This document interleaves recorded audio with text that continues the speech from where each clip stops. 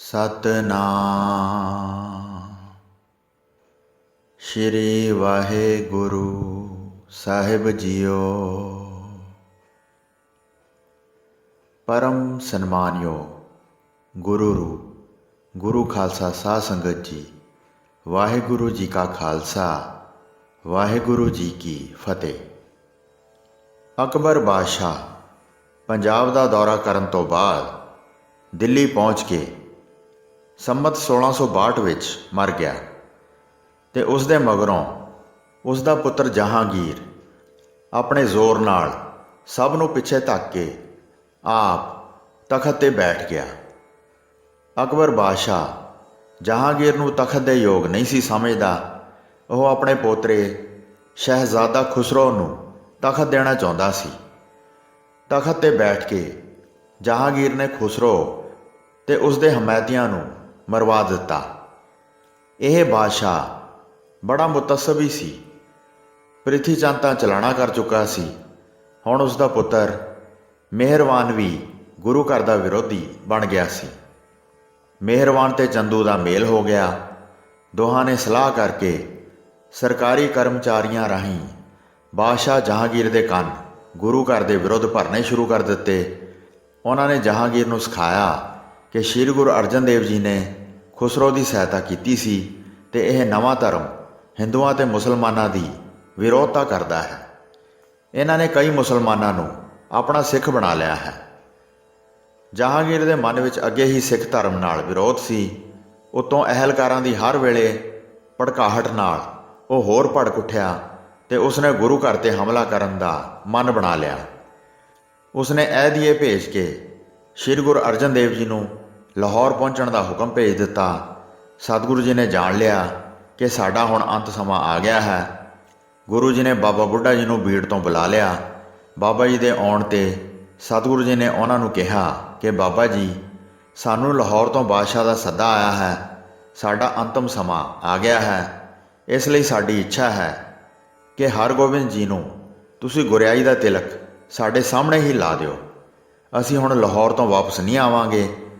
ਲਾਹੌਰ ਤੋਂ ਸਾਡੀ ਸ਼ਹੀਦੀ ਦੇ ਸੰਦੇਸ਼ ਆਉਣ 'ਤੇ ਤੁਸਾਂ ਫਿਰ ਧੂਮ-ਧਾਮ ਨਾਲ ਹਰਗੋਬਿੰਦ ਜੀ ਨੂੰ ਗੁਰਿਆਈ ਦੇਣ ਦਾ ਉਤਸਵ ਕਰਨਾ ਹੈ।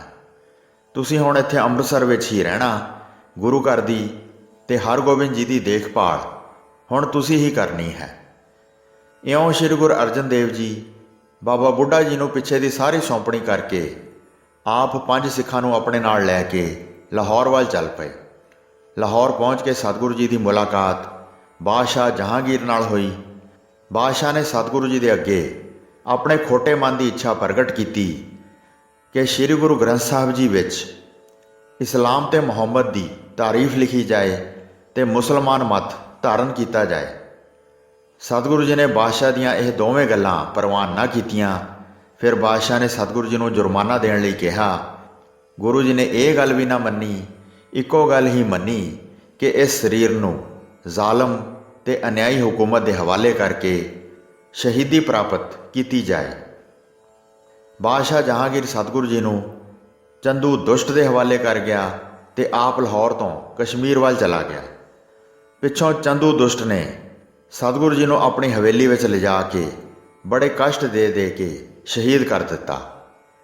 ਸਰੀਰ ਛੱਡਣ ਤੋਂ ਪਹਿਲਾਂ ਗੁਰੂ ਜੀ ਰਾਵੀ 'ਤੇ ਇਸ਼ਨਾਨ ਕਰਨ ਲਈ ਗਏ।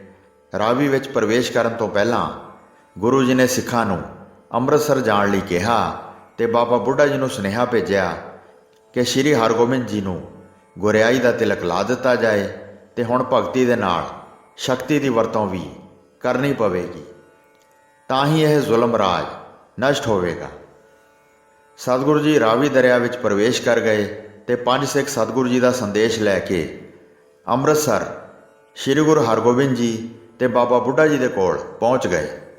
ਸ਼੍ਰੀ ਗੁਰੂ ਅਰਜਨ ਦੇਵ ਜੀ ਦੇ ਨਾਲ ਲਾਹੌਰ ਗਏ 5 ਸਿੱਖ, ਭਾਈ ਲੰਗਾ, ਭਾਈ ਬਿਧੀ ਚੰਦ, ਭਾਈ ਮੋਖਾ, ਭਾਈ ਪੈੜਾ ਅਤੇ ਭਾਈ ਜੇਠਾ ਜੀ ਸਤਿਗੁਰੂ ਜੀ ਦਾ ਸੁਨੇਹਾ ਲੈ ਕੇ ਅੰਮ੍ਰਿਤਸਰ ਪਹੁੰਚ ਗਏ।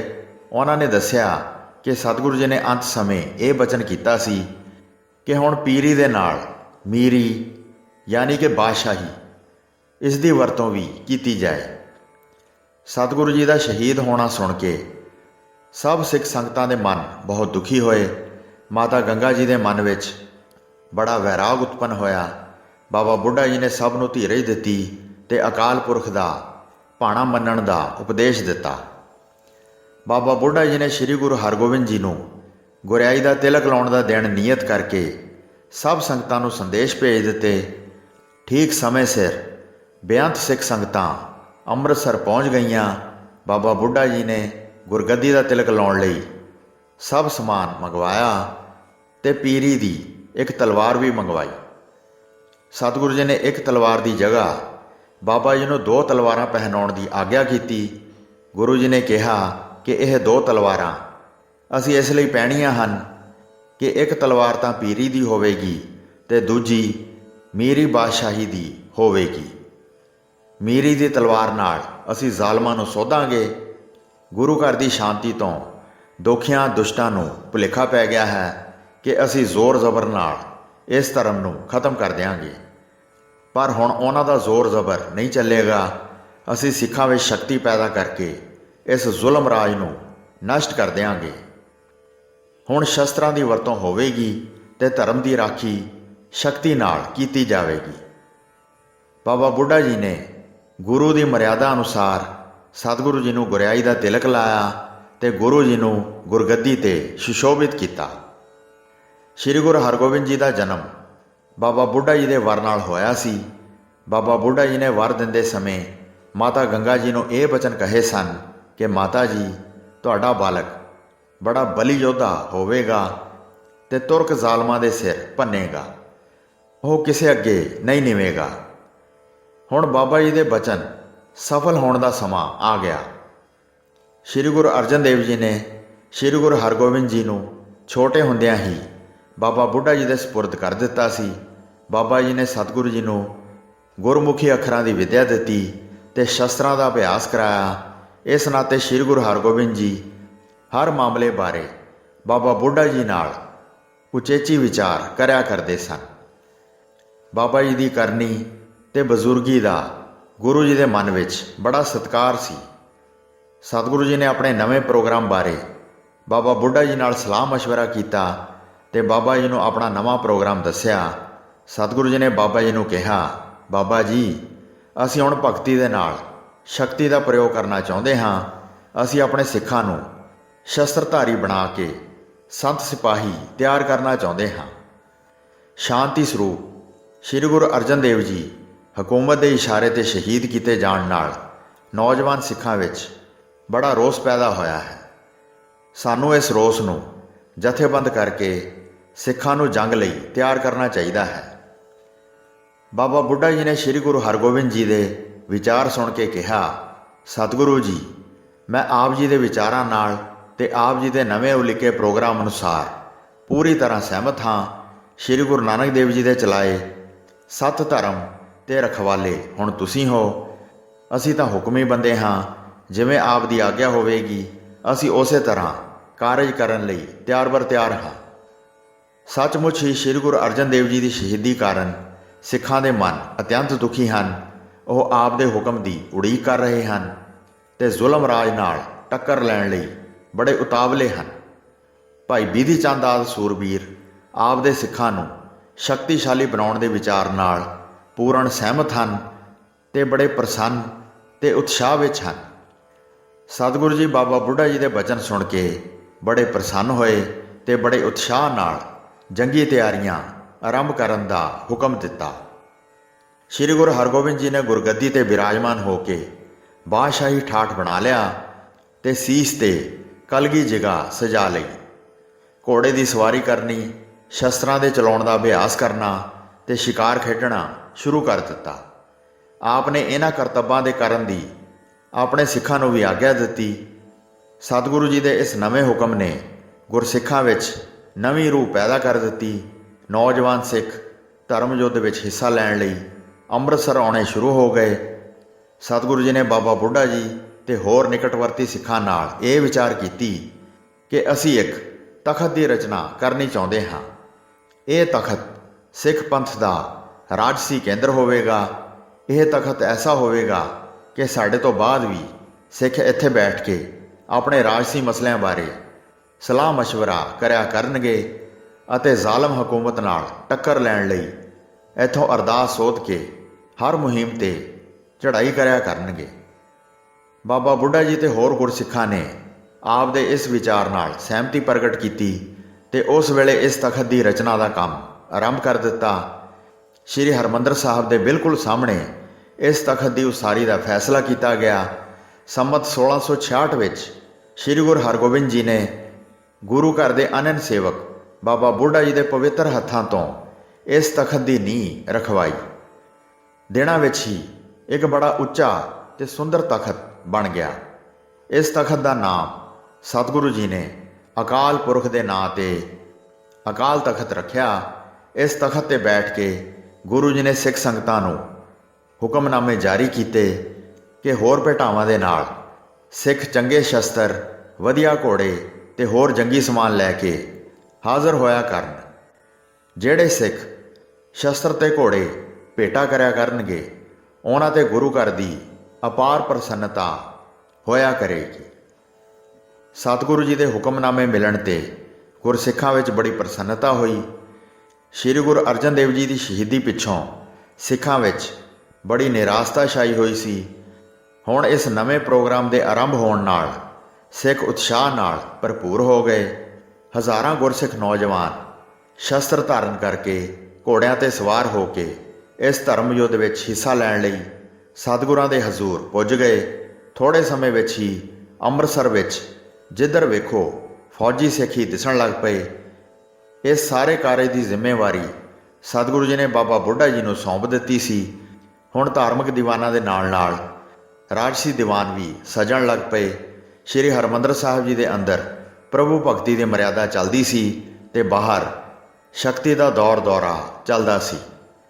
ਮੀਰੀ ਤੇ ਪੀਰੀ ਦੇ ਦੋ ਉੱਚੇ ਨਿਸ਼ਾਨ ਸਾਹਿਬ ਅਕਾਲ ਤਖਤ ਦੇ ਖੁੱਲ੍ਹੇ ਮੈਦਾਨ ਵਿੱਚ ਝੁਲਾਏ ਗਏ, ਜੋ ਅੱਜ ਤੱਕ ਬੜੀ ਸ਼ਾਨ ਨਾਲ ਝੂਲ ਰਹੇ ਹਨ।